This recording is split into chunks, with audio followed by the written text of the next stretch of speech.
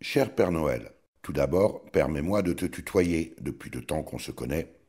À l'heure où tu dois crouler sous les commandes de smartphones, tablettes et autres nouveautés technologiques indispensables à notre bonheur, ma liste à moi risque fort de t'embarrasser. Mais je me dis que si l'intelligence humaine est capable d'inventer tous ces objets étonnants, dont débordera ta hôte dans quelques jours, tu devrais pouvoir accéder à mes vœux. Pour commencer, il serait utile que tu fasses revenir les Américains à la raison, tout au moins ceux qui soutiennent la politique désastreuse de Donald Trump, notamment en matière de lutte contre le réchauffement climatique.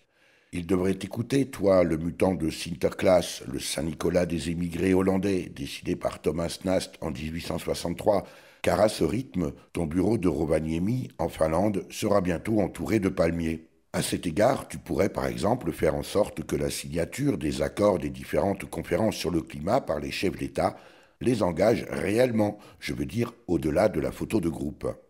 Ensuite, cher Père Noël, il faudrait vraiment que tu veilles à mieux répartir les calories alimentaires sur la planète.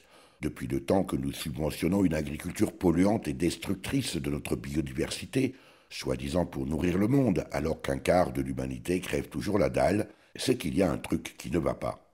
D'autant que nous gaspillons chaque année l'équivalent de la production agricole chinoise.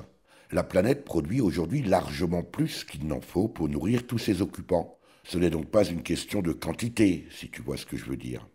Et puis, il y a les immigrés qui s'échouent par milliers sur les côtes européennes lorsqu'ils ne disparaissent pas en mer. Là aussi, cher Père Noël, il serait utile que tu interviennes à la racine du mal, entre parenthèses, voire ci-dessus. À cet égard, si tous les États membres de l'Organisation des Nations Unies, à commencer par les États-Unis, versaient leurs contributions obligatoires en temps et en heure, comme on l'exige du contribuable, l'ONU pourrait peut-être faire cesser les conflits dans le monde au lieu d'être au bord de la faillite. Enfin, et c'est peut-être le point qui résoudrait tous les autres, cher Père Noël, si tu pouvais amener les femmes et les hommes politiques de tous les pays à dire ce qu'ils font et surtout à faire ce qu'ils disent.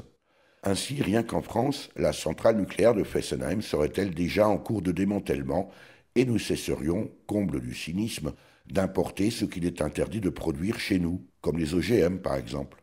Au moins suis-je certain que toi, cher Père Noël, tu n'emploies pas d'enfants pour fabriquer, emballer, étiqueter et livrer tous ces merveilleux gadgets informatiques et que tes reines ne subissent aucune maltraitance.